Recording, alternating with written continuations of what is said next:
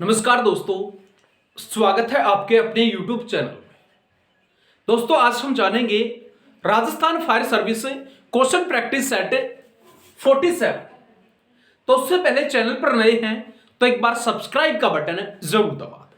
Video अच्छी लगे तो लाइक करें, कमेंट करें, शेयर करें। तो चलिए फ्रेंड्स, अधिक समय ना लेते हुए टॉपिक को शुरू करते हैं। फर्स्ट क्वेश्चन है अपने पास कि फायरमैन एक्स का आईएस कोड कितना होता है। ऑप्शन ए 902, ऑप्शन बी 884, सी 14851 और ऑप्शन नंबर डी है 926। इन चार ऑप्शन में हमें आंसर को सिलेक्ट करना है फायरमैन एक्स का आईएस कोड। तो आंसर होगा option number D 926 fireman x का आईएस कोड होता है। जब भी किसी भी स्थान के ऊपर बिजली के इलेक्ट्रिक शॉर्ट सर्किट के माध्यम से आग लग जाती है तो उस दौरान चालू हालत बिजली के तारों को काटने के लिए जिस उपकरण का प्रयोग लिया जाता है उसी कुल्हाड़ी को, उसी यंत्र को हम फायरमैन एक्स के नाम से जानते हैं। अगर हम वोल्ट की बात करें तो फायरमैन एक्स को 20,000 से और 25,000 वोल्ट के ऊपर चेक करके देखा जाता है, टेस्ट किया जाता है।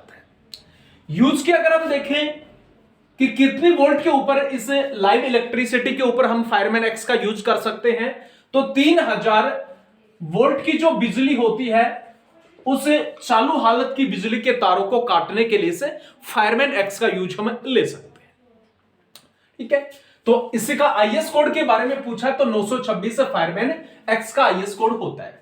अगर हम बात करें 902 के बारे में तो 902 आईएस कोड होता है suction hose clamp for fire fighting purpose. ठीक है, लिखना चाहे तो लिख सकते हैं suction hose clamp for fire fighting purpose.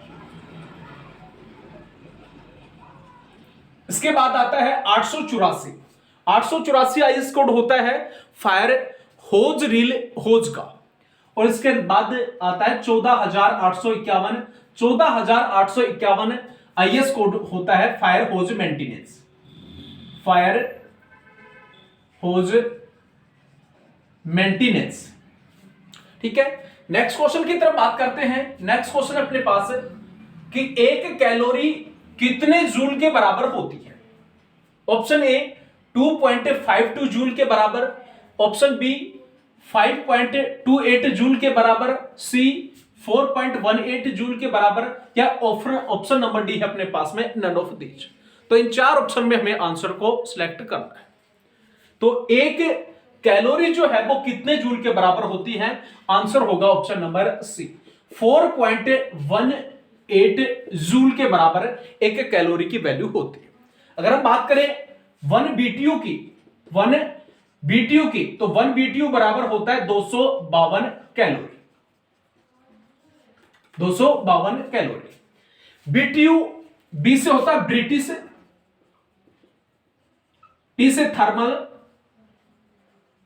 और यू से होता है unit. British thermal unit. 1 BTU बराबर 252 कैलोरी। ठीक है, नेक्स्ट क्वेश्चन की तरफ बात करते हैं। नेक्स्ट क्वेश्चन अपने पास है कि तापमान जो होता है उसको किसके माध्यम से मापा जाता है। Option A odometer, option B thermometer, C barometer और ऑप्शन नंबर डी है लैक्टोमीटर। तो टेम्परेचर को किस यंत्र के माध्यम से मापा जाता है, तो आंसर होगा ऑप्शन नंबर बी थर्मामीटर के माध्यम से टेम्परेचर को, तापमान को मापा जाता है। अगर हम बात करें ओडोमीटर, तो ओडोमीटर का यूज हम कहां पे करते हैं, जो वाहनों के माध्यम से तय की गई जो दूरी होती है उसको मापने का एक यंत्र होता है। इसके बाद आता है बैरोमीटर, वायुमंडलीय जो दाब है उसको मापा जाता है बैरोमीटर के माध्यम से। और लास्ट है लैक्टोमीटर। लैक्टोमीटर का यूज हम लेते हैं दूध की शुद्धता को मापने के लिए।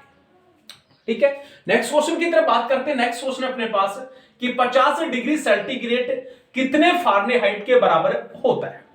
Option A 112, option B 220, option C 122 और ऑप्शन नंबर डी है 250। तो इन चार ऑप्शन में हमें आंसर को निकालना है कि 50 डिग्री सेंटीग्रेड कितने फारेनहाइट के बराबर होता है। तो सेंटीग्रेड से फारेनहाइट और फारेनहाइट से सेंटीग्रेड को निकालने के लिए हमने के फॉर्मूला जो है वो सीखा था। तो इसमें पूछा गया है सेंटीग्रेड से फारेनहाइट के अंदर, तो फारेनहाइट की वैल्यू हमें निकालनी है। तो इसका फॉर्मूला होता है सेंटीग्रेड मल्टीप्लाई 1.8 और उसके अंदर 32 ऐड कर देंगे। सेंटीग्रेड की वैल्यू कितनी है अपने पास में 50 डिग्री सेंटीग्रेड, तो यहां पे लिख देंगे हम 50 और प्लस में 32। इसका पॉइंट हटाएंगे 1.8 का तो नीचे आएगा 10, 0 से 0 कैंसिल, 18 पंजू 90। 90 के अंदर क्या करना है हमें 32 ऐड करना है, तो 2 और 9 और 3 कितना होता है 12। तो आंसर होगा 122। तो कौन से ऑप्शन है, सी ऑप्शन के अंदर है 50 डिग्री सेंटीग्रेड बराबर होता है 122 फारेनहाइट। ठीक है, नेक्स्ट क्वेश्चन की तरफ बात करते हैं। नेक्स्ट क्वेश्चन अपने पास है कि एक ही दिशा के अंदर जो फैलाव होता है उसे क्या कहा जाता है, क्षेत्रीय प्रसार, रेखीय प्रसार, दोनों या फिर इनमें से कोई नहीं। देखिए, जब भी एक ही दिशा के अंदर किसी भी धातु का फैलाव होता है तो उसको हमें रेखीय प्रसार के नाम से जानते हैं। आंसर होगा ऑप्शन नंबर बी, रेखीय प्रसार। अगर हम बात करें क्षेत्रीय प्रसार के बारे में, जैसे अपने पास में कोई आयताकार आकृति है धातु की, तो उसको जब हीट दी जाती है, गर्मी दी जाती है, तो उसकी मोटाई कम होने के कारण लंबाई और चौड़ाई इन दोनों के अंदर फैलाव होता है, तो उसको जाना जाता है किसके नाम से, क्षेत्रीय प्रसार के नाम से। तो बहुत बार एग्जाम में पूछ लिया जाता है रेखीय प्रसार, एक ही दिशा के अंदर जो फैलाव होता है उसे रेखीय प्रसार कहा जाता है। नेक्स्ट क्वेश्चन है कि ऊष्मा का स्थानांतरण किसके माध्यम से होता है या कौन सी विधियां हैं। ऑप्शन ए चालन, बी संवहन, सी विकिरण या फिर उपरोक्त सभी।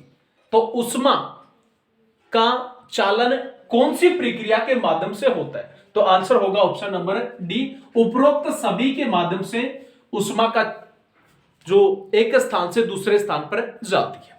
अगर हम बात करें चालन के बारे में, तो चालन जो है वो ठोस के अंदर होती है। जैसे फॉर एग्जांपल अपने पास में एक लोहे की रोड है, जब इस लोहे की रोड को यहां से हिट दी जाती है तो इसके जो अणु है वो आपस में चिपके होते हैं। सबसे पहले यहां से हमने हिट दी, इसका एक अणु गर्म होने के पश्चात आगे की तरफ उस ऊष्मा को भेज देता है, फिर यहां से सेकंड दूसरा जो है वो अणु गर्म हुआ, फिर तीसरे की तरफ भेज देता है। तो इस प्रकार से कंटिन्यू जो है वो ऊष्मा का प्रसार आगे की तरफ होता रहता है। तो इसको क्या कहा जाता है, चालन के नाम से जानते हैं। दूसरा आता है संवहन। संवहन लिक्विड के अंदर देखने को मिलता है। ठीक है, लिक्विड जैसे कोई किसी पात्र के अंदर हमने पानी को गर्म किया, ठीक है, ये पात्र है, इसमें पानी को हमने गर्म किया, नीचे से हीट दी, तो यहां पे नीचे की तरफ जो पानी के अणु हैं दो दूर दूर हैं, वो हीट के कारण गर्म होंगे और नीचे से ऊपर की तरफ निकलना शुरू हो जाएंगे। तो इसलिए जो नीचे अणु होता है वो गर्म होगा और गर्म होकर के ऊपर की तरफ चला जाता है, और उसका जो स्थान खाली होगा वहां पे ठंडे अणु दोबारा से गर्म होंगे, वो कंटिन्यू ऊपर की तरफ उड़ता रहता है, जाता रहता है। तो इस प्रणाली को हमें संवहन के नाम से जानते हैं। और लास्ट आता है विकिरण। सूर्य की जो किरणें होती है वो बिना किसी माध्यम के जो आती हैं, उसके द्वारा किरणों के माध्यम से जो गर्मी उत्पन्न होती है, तो उसी को विकिरण के नाम से जानते हैं। तो इन तीन विधियों के माध्यम से ऊष्मा का स्थानांतरण एक जगह से दूसरे स्थान पर होता है। नेक्स्ट क्वेश्चन है, यदि बर्तन के प्रसार का ध्यान न रखते हुए द्रव का प्रसार मापा जाता है तो उसे क्या कहा जाता है। ठीक है, उसे हम क्या कहते हैं। ऑप्शन ए आभासी प्रसार, ऑप्शन बी वास्तविक प्रसार, ऑप्शन सी क्यूबिक एक्सपेंशन और ऑप्शन नंबर डी है नन ऑफ दीज। देखिए, जब हम किसी लिक्विड के अंदर, लिक्विड जो होता है उसको गर्म करते, जिस भी बर्तन के अंदर हम गर्म करेंगे, तो जब उस बर्तन को गर्म किया जाता है तो लिक्विड से पहले बर्तन की लंबाई थोड़ी सी बढ़ती है, ठीक है ना, बर्तन की लंबाई भी थोड़ी बढ़ती है।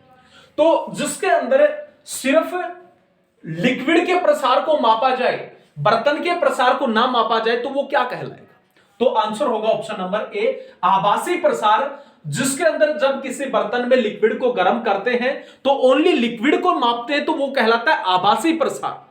और वास्तविक प्रसार, जिसके अंदर बर्तन की बढ़ी हुई लंबाई और साथ में जो लिक्विड है उसका जो प्रसार हुआ, उन दोनों को ऐड किया जाता है, तो वो क्या कहलाता है, वास्तविक प्रसार। ठीक है, लास्ट आता है अपने पास में क्यूबिक एक्सपेंशन। जो ठोस या तरल पदार्थ जो होते हैं उनके आयतन के अंदर जो फैलाव होता है, तो वो क्या कहलाएगा, क्यूबिक एक्सपेंशन कहलाता है। ठीक है, तो इसका आंसर जो था वो क्या होगा, ऑप्शन नंबर ए, आभासी प्रसार कहा जाता है, जिसके लिक्विड को ओनली हम जब मापते हैं गर्म होने के पश्चात। तो नेक्स्ट क्वेश्चन की तरफ बात करते हैं कि विशिष्ट ऊष्मा किसे कहते हैं। ऑप्शन ए, 1 ग्राम पानी के ताप को 1 सेंटीग्रेड बढ़ाने के लिए आवश्यक ऊष्मा को। ऑप्शन बी, 1 ग्राम पानी के ताप को 5 डिग्री सेंटीग्रेड बढ़ाने के लिए आवश्यक ऊष्मा को।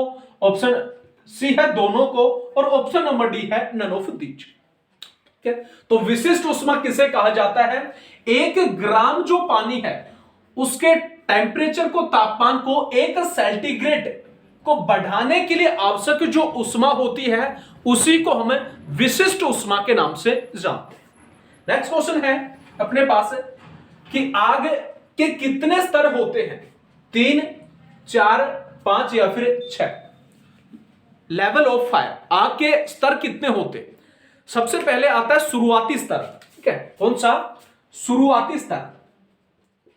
दूसरा आता है ज्वाला रहित ज्वलन स्तर,